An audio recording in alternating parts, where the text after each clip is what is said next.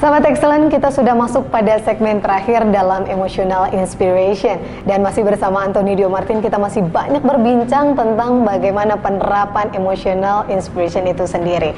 Baik Pak Anthony, di sini sudah masuk pada segmen terakhir dalam perbincangan kita mengenai sebetulnya seluk-beluk Pak Anthony sendiri dan juga emotional management ya secara keseluruhan. Ya. Penerapannya sendiri Pak Anthony dalam lingkungan kerja kita sebagai profesional terutama, bagaimana kita bisa menerapkan EQ kita agar jauh-jauh lebih baik dan cerdas emosi tadi Pak Anthony sampaikan. Ya, sahabat Excellence, memang penting sekali bagaimana caranya kita mulai sekarang sadar bahwa yang penting sebenarnya bukan cuma kemampuan teknis saja.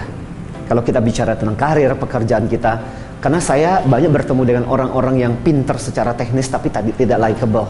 Saya masih ingat, saya pernah punya satu pengalaman baru-baru ini bertemu dengan seorang bapak, dan bapak ini cerita dengan wajah yang sangat-sangat kuyu. Dia berkata bahwa dia baru saja diturunkan posisinya, sempat memimpin secara nasional, regional, tapi akhirnya sekarang cuma memimpin satu unit. Dari cara berbicaranya, dia adalah orang yang sangat-sangat pandai. Dia cerita bagaimana dia mengerti tentang proses bisnisnya, tentang bagaimana cara organisasi. Cuma ada satu hal yang saya perhatikan, cara berbicaranya tidak menyenangkan, dan mungkin itu juga yang dirasakan oleh pimpinannya. Saya sempat meng-coach dia dan kemudian mengatakan, Pak, bahwa kalau saya boleh jujur kepada Anda, Bapak adalah orang yang sangat-sangat pandai. Tapi salah satu hal adalah cara Bapak berkata-kata mungkin banyak menyakitkan orang. Nah, ini contoh salah satu hal, bahwa buat apa kita kadang-kadang bertempur dengan orang, berantem dengan orang, berkelahi dengan orang, ya ribut dengan orang, tapi untuk jangka panjang kemudian kita akhirnya kalah. Makanya Mbak Riri dan juga sahabat Excellence, Sun Tzu, salah satu strategis, salah satu jenderal perang pada zaman dinasti Wu yang hidup di Tiongkok pernah mengatakan, untuk apa Anda menang di dalam sebuah pertempuran, tapi untuk jangka panjang di dalam peperangan Anda kalah. Dengan kata lain, dia bilang tidak ada gunanya Anda menang di sebuah pertempuran, tapi untuk jangka panjang di dalam peperangan itu Anda kalah. Jadi buat apa kita menang di dalam ribut, rapat, meeting dan sebagainya, kita bertempur, berkelahi, tapi untuk jangka panjang kita kemudian kehilangan hubungan dan interaksi. Nah, itu adalah salah satu contoh penerapan dari yang namanya kecerdasan emosional juga sebenarnya. Oke, Pak Anthony, ada satu hal yang pernah saya dengar begitu ya, mengenai bahwa orang yang cerdas EQ, ketika seseorang cerdas EQ itu hanya bisa diterima begitu ya dalam sebuah perusahaan, tapi bagaimana kita bisa dipromosikan, kita mesti cerdas IQ begitu ya Pak Anthony ya. Atau mungkin saya terbalik nih Pak Anthony, mungkin Anda bisa benarkan. Sahabat Excellence, ada satu statement juga yang mengatakan bahwa IQ membuat kamu diterima.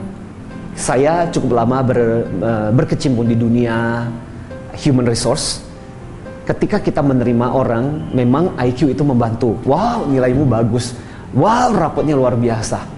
Tapi kalau kita bicara tentang mempromosikan orang, EQ yang sering kali menentukan. Karena apa?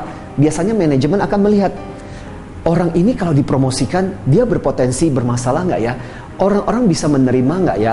Dia akan memimpin anak buahnya dengan baik. Dan itu yang kemudian akhirnya menjadi dasar-dasar pertimbangan kenapa orang dipromosikan. Makanya selalu dikatakan IQ membuat kita diterima. Wih, bagus banget IQ-mu, bagus banget nilai rapotmu.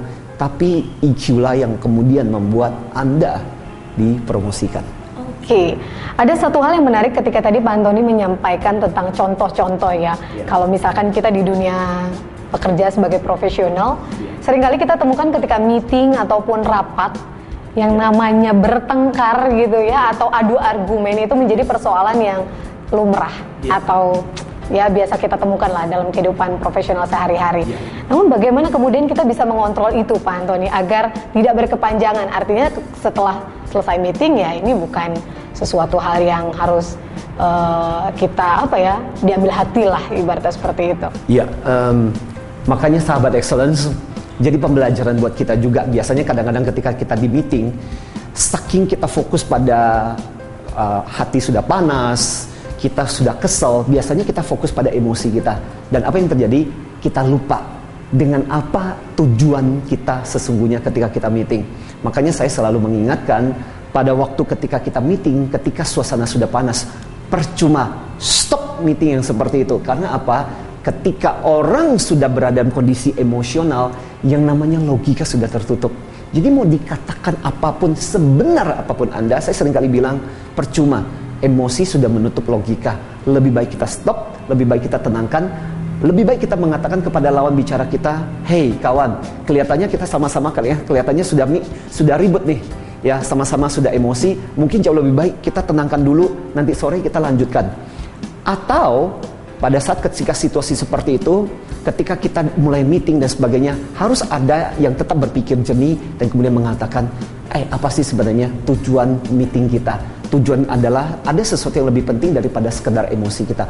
Ini membuat kita untuk tetap bisa mengendalikan emosi kita secara cerdas, sahabat excellence. Baik, sahabat excellence, saya rasa Anda sudah semakin tahu sebetulnya seperti apa dan bagaimana aplikasi emotional management dalam kehidupan sehari-hari, bahkan dalam lingkungan pekerjaan. Tapi ada satu hal juga nih Pak Antoni yang perlu saya juga tanyakan, mungkin ini juga mewakili pertanyaan Anda.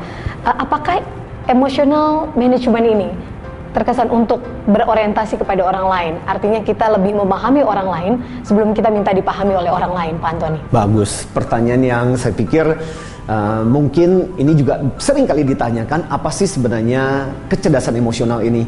Biasanya orang cuma berpikir bahwa cerdas emosi itu adalah orangnya pandai bergaul, orangnya pandai berinteraksi, orangnya menyenangkan. No.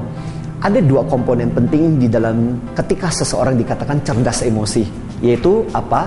Satu, dia bisa mengelola dan menyadari dirinya dengan baik. Makanya ada dua komponen intrapersonal, sadar diri, manajemen diri. Bagian yang kedua adalah bagaimana dia berinteraksi dengan orang lain, bagaimana dia sadar dengan orang lain, berempati dengan orang lain, dan bagaimana dia membangun interaksi dengan orang lain. Jadi kalau kita bicara mengenai seperti kayak kaki, dua kaki ini harus seimbang, sahabat excellence. Bukan cuma Anda bisa mengelola dengan orang lain, tapi Anda juga bisa mengelola diri Anda secara efektif. Itu yang membuat seseorang dikatakan cerdas secara emosional. Oke, mengelola diri sendiri dengan sangat efektif. Bagaimana agar kita menjadi seorang yang cerdas secara emosi. Pak Antoni, terima kasih banyak. Sama-sama Mbak Riri. Sudah memberikan satu inspirasi kepada saya dan juga kepada sahabat excellent pada kesempatan kali ini. Sahabat excellent, demikian perbincangan saya bersama Antoni Dio Martin mengenai emotional inspiration pada kesempatan kali ini. Saya berharap Anda tetap stay tune bersama kami di pekan-pekan berikutnya untuk mengetahui lebih banyak apa yang nantinya kita bisa dapatkan dalam program ini. Waktunya saya pamit undur diri, saya Riri Artakusuma. Terima kasih atas kebersamaan Anda. Selamat sore dan sampai jumpa.